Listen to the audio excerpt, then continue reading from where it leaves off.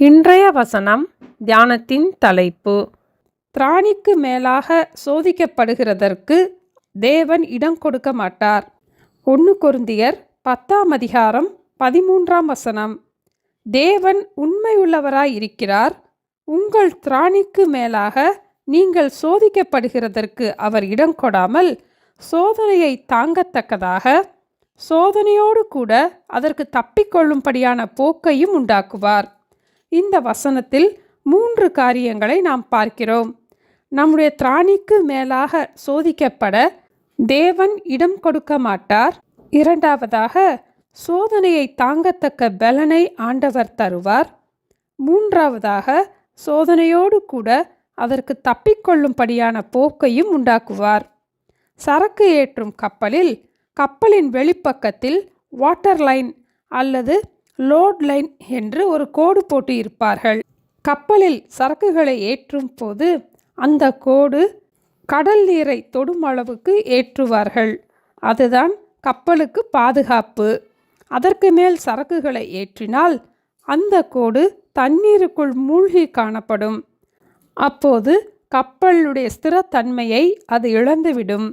அதிக எடையை ஏற்றினால் கப்பல் எளிதாக போக முடியாது என்று எடையை குறைத்து விடுவார்கள். அதிலும் வெயில் காலத்திற்கும் குளிர்காலத்திற்கும் ஏற்றபடி அந்த வாட்டர் லைன் அளவு வேறுபடும்.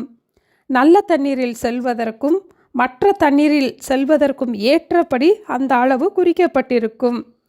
அதிலும் விசேஷமாக குளிர்காலங்களில் அட்லாண்டிக் பெருங்கடலில் செல்லும் கப்பலுக்கு அதற்கேற்ற அளவு உண்டு.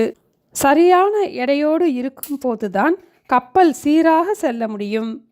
கப்பல் செல்லுகின்ற இடத்திற்கு ஏற்றபடி, காலத்திற்கு ஏற்றபடி, எடைக்கு ஏற்றபடி அந்த வாட்டர் லைன் இருக்கும்.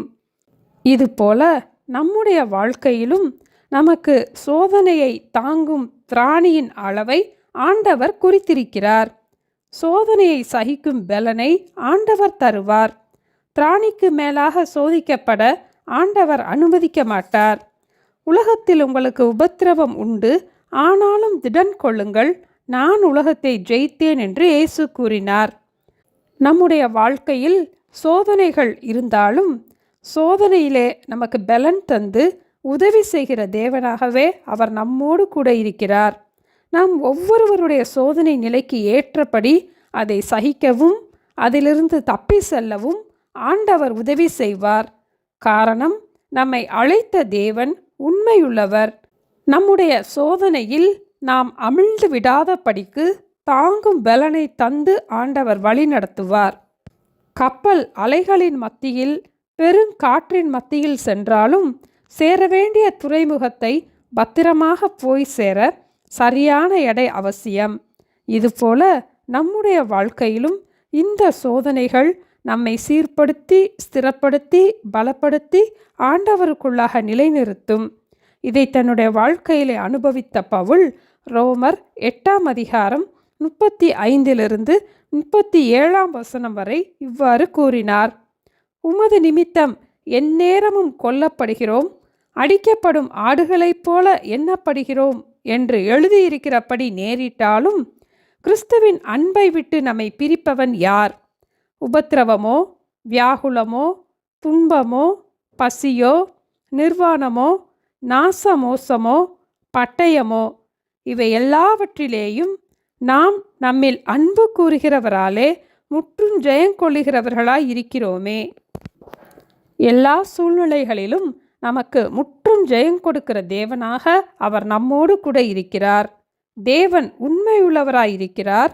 உங்கள் திராணிக்கு மேலாக நீங்கள் சோதிக்கப்படுகிறதற்கு அவர் இடம் கொடாமல் சோதனையை தாங்கத்தக்கதாக சோதனையோடு கூட அதற்கு தப்பிக்கொள்ளும்படியான போக்கையும் உண்டாக்குவார். ஜெபிப்போமா? எங்களை நேசிக்கிற எங்கள் அன்பின் ஆண்டவரே, எங்களுடைய வாழ்க்கையிலே நாங்கள் எதிர்பாராத சூழ்நிலைகளை சந்திக்கும் போது நாங்கள் மனம் பதறுகிறோம் அப்பா. எங்கள் திராணிக்கு மேலாக சோதிக்கப்படுகிறதற்கு நீங்கள் இடம் கொடுக்க மாட்டீங்கன்ற விசுவாசத்தை எங்களுக்குள் தர ஜெபிக்கிறோம் அப்பா. சோதனையை தாங்கத்தக்க பலனையும் சோதனையை சகிக்கத்தக்க கிருபையையும் எங்களுக்கு தர ஜெபிக்கிறோம் அப்பா. சோதனையோடு கூட அதற்கு தப்பிக்கொள்ளும்படியான போக்கையும் உண்டு பண்ண எங்களோடு கூட இருப்பதற்காக ஸ்தோத்திரம் அப்பா. இந்த சூழ்நிலைகள் எல்லாவற்றிலேயும் தேவன் உண்மை உள்ளவர் என்பதை நாங்கள் புரிந்து கொள்ள எங்களுக்கு உதவி செய்ய வேண்டுமாய் இயேசுவின் நாமத்தில் ஜெபிக்கிறோம் பிதாவே. ஆமேன். Thank you. Have a blessed day.